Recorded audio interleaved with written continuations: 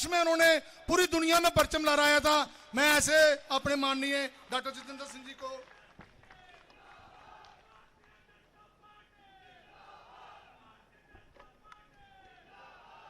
भारत माता की, भारत माता की। देवी देवताओं की इस पावन धरती पर खूबसूरत पश्मीने और सांस्कृतिक चित्रकला के लिए विश्व विख्यात इस बसोली नगरी में रावी के तट पर खड़ा होकर के अभिनंदन करते हैं हम सब। भारत सरकार के तेजस्वी रक्षा मंत्री, पूर्व में रहे भारतीय जनता पार्टी के राष्ट्रीय अध्यक्ष, पूर्व में रहे भारत सरकार के गृह मंत्री और पूर्व में रहे उत्तर प्रदेश के मुख्यमंत्री और हम सब के हृदय सम्राट, इस क्षेत्र से भली भांति परिचित परमादरणीय राजनाथ सिंह जी का। मान्यवर, यहां के लोगों को आपके साथ एक विशेष लगाव है। ये सदा आपके दर्शन के अभिलाषी रहते हैं और सदा आपके स्नेह और आपके प्रेम के मुंतजर। और इसका यह भी कारण है कि आपने भी हमेशा इनको एक खास तवज्जो दी है। सरकार बनने से पहले जब आप पार्टी के राष्ट्रीय अध्यक्ष थे, तब भी आपका बार बार यहां आना होता था। कोई ऐसा कार्यकर्ता नहीं जिसको आप व्यक्तिगत तौर पर जानते ना हो, जिसकी सुध बुध ना लेते हो। उसके उपरांत जब भारतीय जनता पार्टी की ओर से जम्मू कश्मीर की चिंता के लिए एक विशेष सांसदों का दल बना, लगभग सन 2011 में, उसके भी मुखिया आप थे। कई दिनों तक आपने इस प्रदेश का विस्तृत प्रवास किया और हम में से कुछ एक कार्यकर्ताओं को आपसे साथ रहने के लिए रह करके बहुत कुछ सीखने को भी मिला। अभी हाल ही में जब आप गृह मंत्री थे तो पहली बार सीमावर्ती क्षेत्र के लोगों की चिंता का काम हुआ। उससे पहले आए दिन गोलीबारी हुआ करती थी, हमारे जवानों के सिर काट लिए जाते थे, इस तरफ से कोई जवाबी कार्रवाई ना होती। जो वहां से उखड़ जाते हमारे भाई बहन, तो शरण लेने के लिए कहां जाना है उन्हें मालूम ना होता। कभी किसी पंचायत घर में, कभी किसी स्कूल में, कभी किसी रिश्तेदार के घर में।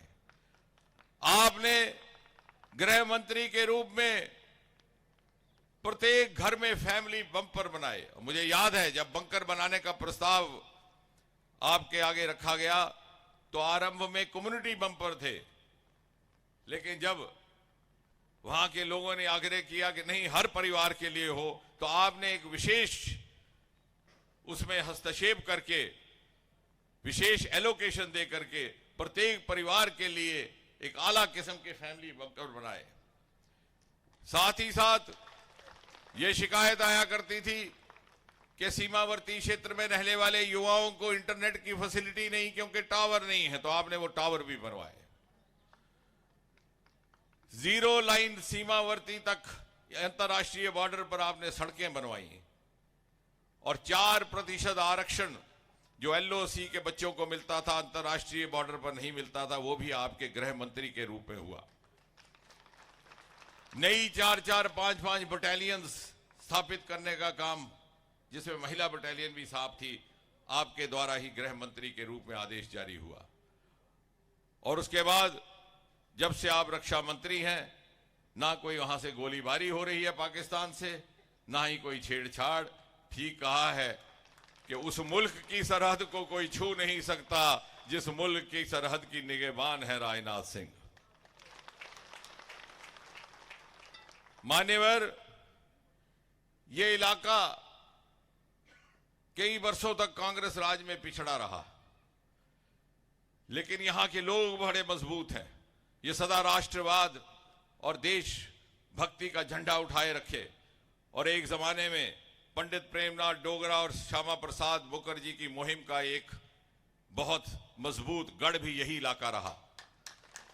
और शायद यही कारण था कि 50-60 वर्ष तक कांग्रेस और उसके सहयोगी दलों की सरकारों ने जानबूझ करके इस क्षेत्र की उपेक्षा की। यहां कोई विकास का कार्य ना हुआ, बल्कि राष्ट्रीय स्तर की चल रही परियोजनाओं को भी जानबूझ करके तुष्टीकरण की राजनीति के तहत रोक दिया गया। जैसा अभी हमारे जिला अध्यक्ष कह रहे थे, शाहपुर कंडी का प्रोजेक्ट, जिसके अंतर्गत इंडस वाटर ट्रीटी के अंतर्गत हमें अपने हिस्से का दरियाए रावी का पानी मिलना था, वो भी रोक दिया गया ताकि इस क्षेत्र की सिंचाई ना हो सके और वो सारा का सारा पानी पाकिस्तान जाता रहा। ये मोदी जी के आने के बाद 2014 में प्रधानमंत्री मोदी जी के व्यक्तिगत हस्तक्षेप से आज वो प्रोजेक्ट भी कायम हो गया। पिछले 10 वर्षों में जो ये काम यहां हुए हैं, वो तर्क, तथ्य और तुलना के साथ प्रमाणित किया जा सकता है कि उससे पहले के 60-70 वर्षों में ना हुए। यदि इसी क्षेत्र की आप बात करें तो यहां कुछ ही किलोमीटर दूर दरियाए रावी में उत्तर भारत का पहला केबल स्टेल्ड अटल सेतु पुल, वो भी मोदी सरकार के आने के बाद निर्माणित हुआ। यहां के पश्मीना और यहां की पेंटिंग को भी जीआई टैग मोदी जी के आने के बाद प्राप्त हुआ। और यहां पास ही से बसोली, बन्नी, भद्रवाह जाने वाली हाईवे का काम इसी सरकार में 10 साल के भीतर प्रारंभ हुआ और छत्तरगला का टनल जो 4000 करोड़ रुपए की लागत से बनने वाला है और जिसकी मांग कई वर्षों से थी, उसका भी काम शीघ्र ही शुरू होने वाला है। और मात्र 3 घंटे में कोई भी मुसाफिर दिल्ली से पठानकोट और 3.5 घंटे में डलहौजी पहुंच जाएगा। यानी यहां का एक नया डीएनडी निर्माणित होने की योजना आप ही की सरकार के द्वारा हुई है। इतना ही नहीं, यदि आप इस पूरे के पूरे कॉन्स्टिट्यूएंसी की बात करें तो ये बहुमुखी क्षेत्र है। कहीं नाले हैं, कहीं पगडंडियां, कहीं पहाड़ हैं, कहीं झरने, कहीं नदियां हैं, कहीं मैदान। लेकिन उसके बावजूद भी पिछले 10 वर्षों में आज इसका हिंदुस्तान की तमाम लोकसभा क्षेत्रों में से सबसे अधिक विकसित क्षेत्रों में शुमार किया जाता है। पिछले 3 वर्षों में पीएमजीएसवाई स्कीम के अंतर्गत देहाती सड़कों के निर्माण में यह क्षेत्र पहले 3 दर्जे में रहा है पूरे हिंदुस्तान में। रेल का सबसे ऊंचा दुनिया का पुल, जिसका जिक्र प्रधानमंत्री मोदी जी ने G20 में भी किया था, वो भी इसी क्षेत्र में निर्माणित हुआ। एशिया की सबसे लंबी सड़क की सुरंग चनैनी से नाशरी, जिसका नाम पहली बार श्यामा प्रसाद मुखर्जी के नाम पर रखा गया, उसका भी निर्माण यहीं पर हुआ। उत्तर भारत का पहला इंडस्ट्रियल बायोटेक पार्क, वो भी इसी क्षेत्र में। उत्तर भारत का पहला होम्योपैथी कॉलेज, वो भी इसी क्षेत्र में। और शायद वाहिद एक ऐसा क्षेत्र जहां 1 नहीं, 2 नहीं, 3 केंद्रीय सहयोग से मेडिकल कॉलेज खोले गए। उत्तर भारत का पहला नदी सुंदरीकरण का देविका प्रोजेक्ट, वो भी इसी क्षेत्र में।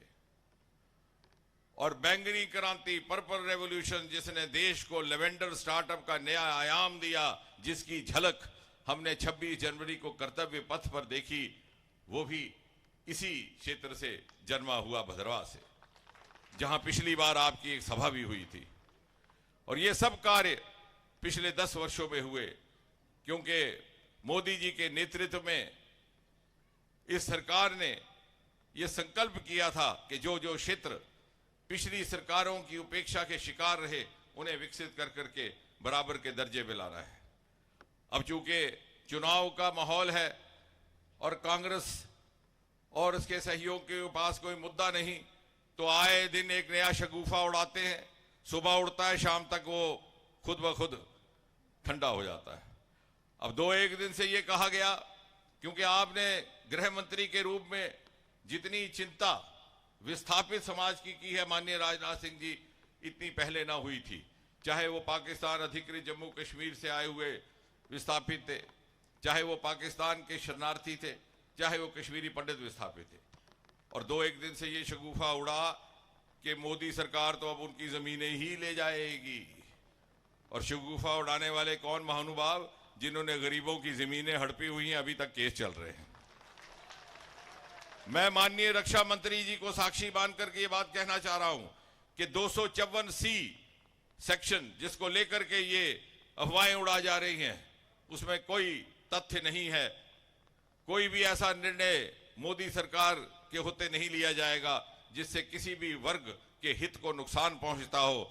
बल्कि आज से 6 महीने पहले जब जम्मू कश्मीर, पाक अधिकृत जम्मू कश्मीर के कुछ प्रतिनिधि सरकार के अधिकारियों से मिले थे, तो उस समय के चीफ सेक्रेटरी की ओर से ये आश्वासन भी दिया गया था और अखबारों में भी छपा कि 2054C को रिव्यू किया जाएगा। वो अभी भी रिव्यू के अंतर्गत है, इसमें कोई तथ्य नहीं। बल्कि इसके विपरीत यहां हमारी डीडीसी की मेंबर बैठी हैं, कीड़ियां गडियाल की, ये प्रतीक है मोदी जी के संकल्प का।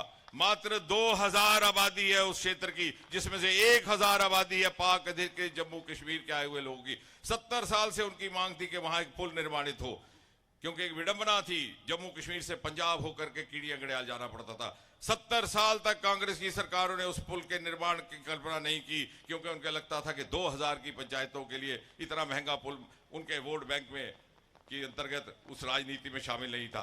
मोदी जी के आने के बाद 150 करोड़ का पुल बनाया गया मात्र 2000 आबादी के लिए, जिसमें से 1000 आबादी है पाक अधिकृत जम्मू कश्मीर के विस्थापितों की। जो सरकार इतनी संवेदनशीलता के साथ हर वर्ग तक पहुंच सकती है, वोट की राजनीति से ऊपर, भला उसको कैसे इस बात का आरोप लगाया जा सकता है कि वो इन विस्थापित भाइयों की जमीनें ले जाएगी। और इसलिए मेरा आपसे ये कहना है कि आप बिना इन अफवाहों में आए हुए, क्योंकि इनके पास कोई मुद्दा नहीं है, ये इस तरह की बातें कर रहे हैं। आप 19 अप्रैल को, क्योंकि देश मन बना चुका है कि 400 पार से फिर से एक बार मोदी जी प्रधानमंत्री रहेंगे और तीसरी बार ये सरकार बनेगी। और आज मान्यवर जब इतनी भारी संख्या में इस छोटे से कस्बे में इतना जनसमूह इकट्ठा हुआ है, तो ये हुआ है इकट्ठा फिर से एक बार ये संकल्प दोहराने को कि मोदी जी के नेतृत्व में विकसित भारत की इस विकास यात्रा में बसोली जैसा एक छोटा कस्बा बिशाना बिशाना शामिल है। और सन 2047 में जब आजाद हिंदुस्तान अपनी 100वीं सालगिरह मनाएगा और शताब्दी पर्व मनाया जाएगा, तो उस शताब्दी पर्व के शताब्दी भारत के निर्माण में कहीं ना कहीं कुछ ना कुछ योगदान इस बसोली नगरी का भी रहेगा। और जून के महीने में जब मोदी जी के नेतृत्व में तीसरी बार ये सरकार शपथ लेगी, तो शायद हम में ये साहस रहे कहने का कि मोदी जी की विजय माला में एक छोटा सा फूल इस चित्रकला की नगरी बसोली का भी है। ये सब लोग, माननीय राजनाथ जी सुबह से बैठे, आपके दर्शन को व्याकुल, आपके बोल सुनने को बेचैन। मुझे कोई अधिकार नहीं मैं यहां खड़ा रहूं। मैं इतना ही कह करके पूरी विनम्रता के साथ, आदर मान के साथ आपको आपके संबोधन के लिए आमंत्रित करता हूं।